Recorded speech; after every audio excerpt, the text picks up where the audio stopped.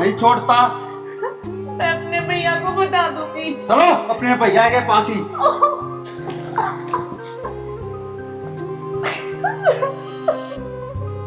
निकल जाए यहाँ से।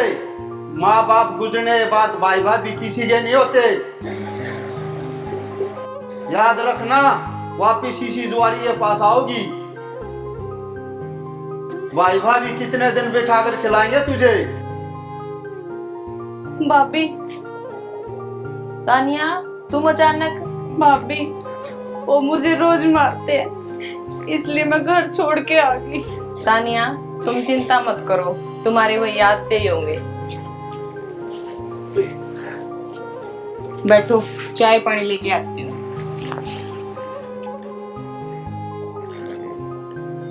अरे तानिया, ये चेहरे पे निशान कैसे बेटा? भैया, उन्होंने मेरे को बहुत मारा आज, क्योंकि मैंने इनको बस एक ही बात बोली थी कि आप जुआ मत खेला करो, पर फिर भी पता नहीं क्यों मेरे पे इतना गुस्सा आता है उनको। कोई बात नहीं, तुम्हारा भाई है ना, सब संभाल लेगा। ठीक है, कोई चिंता करने की जरूरत नहीं।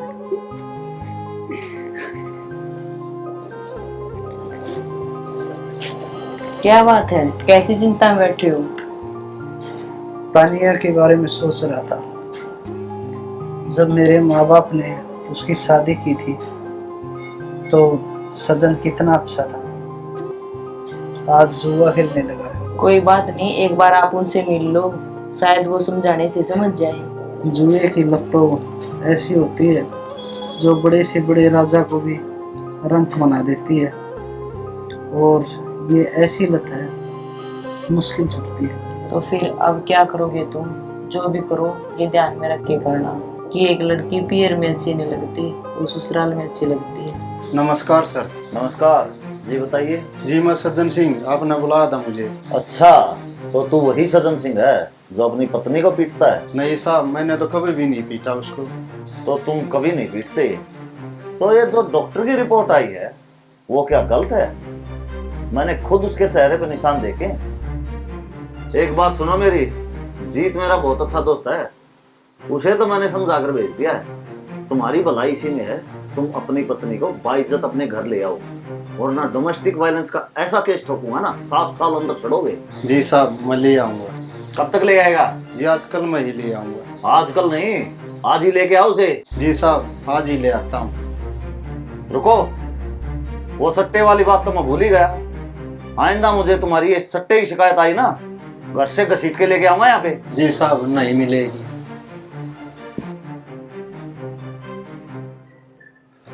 अरे सजन जी, आप आओ, बैठो। ये लो बच्चों के लिए मिठाई, और हाँ तानिया तैयार कर दो जल्दी से, वहीं से लेने आया हूँ। देखो जी, चिंता मत करो, तुम्हारी बहन मेरी बहन जैसी है, और मैंने उसे अपनी भाषा में समझा दिया है। वो तो दीपक, तुम्हारी बात ठीक है, लेकिन मैं ये सोच रहा हूँ कि मैं तान्या को वापस भेजकर कुछ गलती तो नहीं कर रहा। देखो जीत भाई, मेरे हिसाब से तो तानिया को भेजने में फायदा है। अगर कल सदन सुधर जाता ना तो अपनी बहन की जिंदगी खराब नहीं होगी। अगर हम तानिया को तलाक दिलाते भी हैं ना तो पता नहीं तलाक में कितने साल लग जाए, और फिर उसकी दूसरी शादी के बारे में भी सोचना। और अगर हम उसकी दूसरी शादी करवा भी देते तो उसका पति उसकी बच्ची को अपनाए ना अपनाए। मेरे हिसाब से तुम ठीक करो।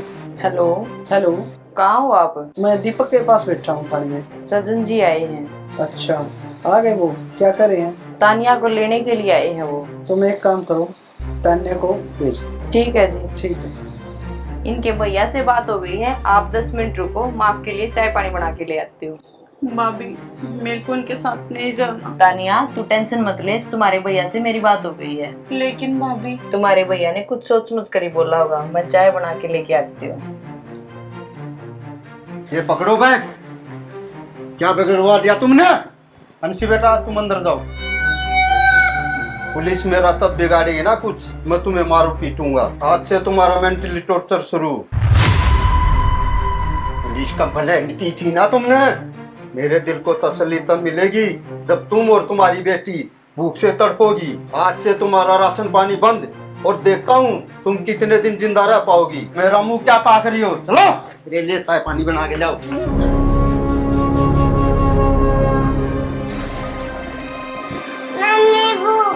लगी है बहुत ज्यादा। हाँ बेटा, तू बैठ, मैं देखती हूँ कुछ खाने का लेके आती हूँ।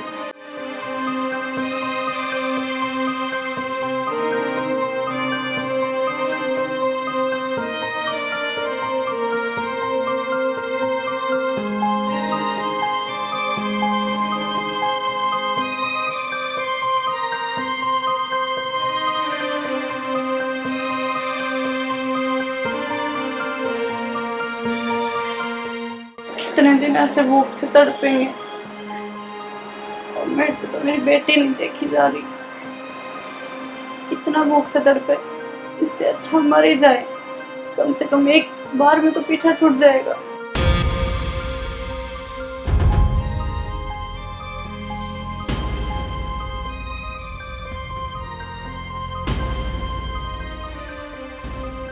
कन्या, ये क्या कर रही हो तुम?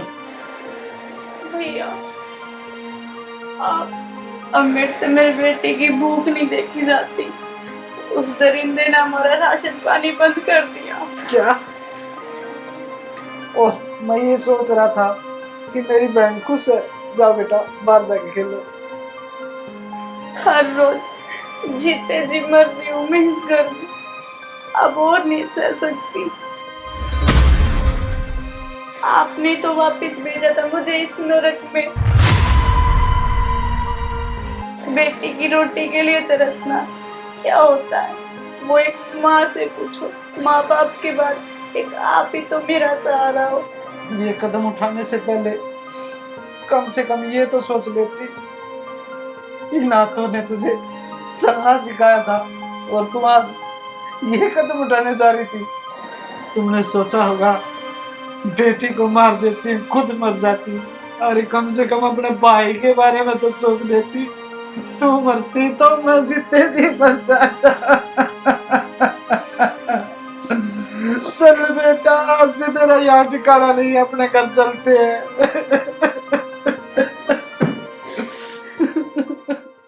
मेरे भैया ने तो मेरे को बचा लिया, लेकिन भारत में न जाने कितनी मेरी बहनें हैं जो घरेलू हिंसा का शिकार हो रही हैं।